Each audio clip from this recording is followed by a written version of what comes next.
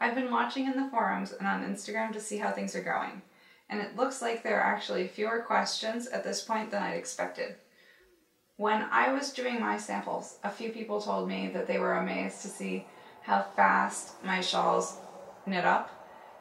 The little one took me about a week, and the larger one was only 2.5 weeks, and I didn't really know why they were so surprised, but I started to believe them that this was actually going to take a really long time to knit, and that 1 week spacing between each stage was not enough. Now I think that they were wrong. It isn't that long a project, and a lot of you are moving along really quickly, and I'm glad that we spaced them so close together, because I think you'd get bored in between. Although I might have to write up some of my variations and unused swatches so that you guys have something to knit with all these new stitches next week. There is one thing that I want to get out of the way right away. In the stage 2 pattern, the definition of the 4-stitch unwrap decrease is written as a centered 4-stitch decrease. Now, the video is correct, and I think that it's an important correction for me to make to the pattern, but remember, we're always working these on a wrong side row, so if you've done a few, you shouldn't actually be able to tell the difference between the 2 decreases. I just think the unwrapped decreases are easier, so that's what I included in the pattern, but if you did a few the other way, it's fine. Just remember, the video is right, and by the time you get this video, there should be an update to your written patterns. Okay, so moving on to the next stage. There are only a few new stitches and techniques to learn before you're ready to bind off. And after stage 2, you should be about here in your border.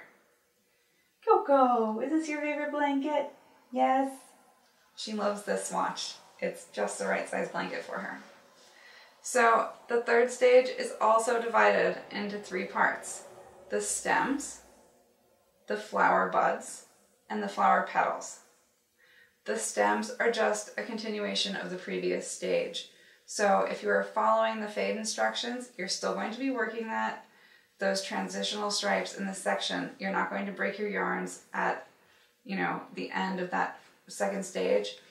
And if you find your light color 1 is running short at this point, if you do want to switch, end your stripes, and go into the full color, you can do that. We've worked enough transitional pattern to get you through that color fade smoothly. So when you're ready to do all light color 2, you can go ahead and break light color 1 and move on. Now in my pattern, I've done that right before the flower buds, okay? So the flower buds do have some changes in the format of the instructions. The rows and charts are no longer divided into 5 sections, they're only in 3 parts.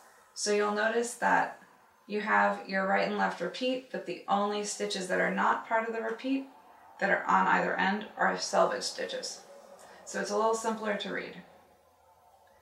And again, the flower petals are the last section of the pattern before you bind off. And there's another change in how many charts and instructions there are. The table instructions go away because we're only working 1 repeat over and over again. There's a little section at the end that is, not a repeat, and that's shown in both the written instructions and the chart as a different format. So just be aware of that. You're also going to notice that both of the new techniques for this stage are introduced in the flower petals section. The 3 to 5 stitch increase is an interesting technique.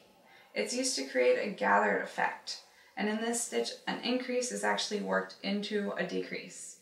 You're definitely going to want to watch the video for guidance. Unless you already understand it by looking at it, it's a little bit difficult to get from writing. So you can go over to that video and watch that right now. It's not that hard, it's just a few more steps. And then in the final dark color row of the pattern, there's a setup for a picot bind off in the 2-color brioche stitch pattern. So it looks like this. It's simply a continuation of those light and dark color ridges out to the edge. And to set this up, you're going to work some increases in your last dark color row, and then your bind off is going to be in light color, and the edge will get a picot shape and it will seamlessly blend into the texture of your brioche.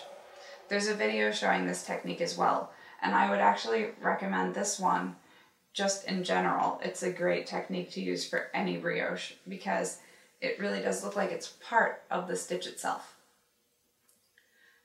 After that, there's sewing in and blocking, and I'll probably do an update video next week. So I'm not going to go over that again, but you can always refresh yourself with those videos from earlier on. Okay? Now, remember to add your project to Ravelry, especially when you finish, and you can always post in the forum if you had any questions. You can also post on Instagram using the hashtag Brioche KAL.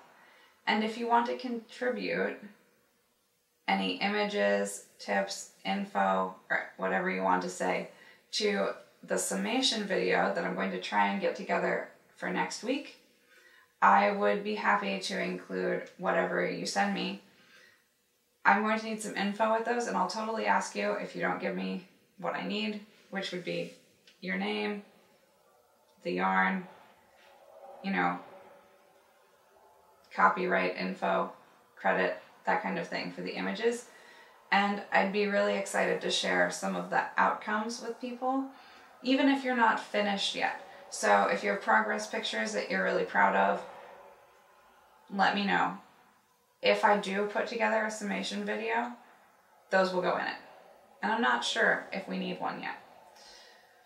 But you can also follow my channel and keep an eye out for new knit tips and brioche knit tips videos.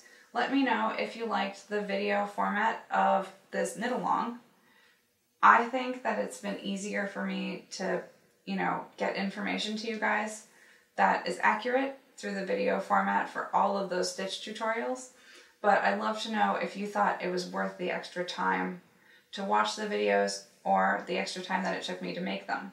So let me know if you like this, and maybe I'll see about doing some more of these as time goes on. Until then, I will see you on Ravelry. Bye.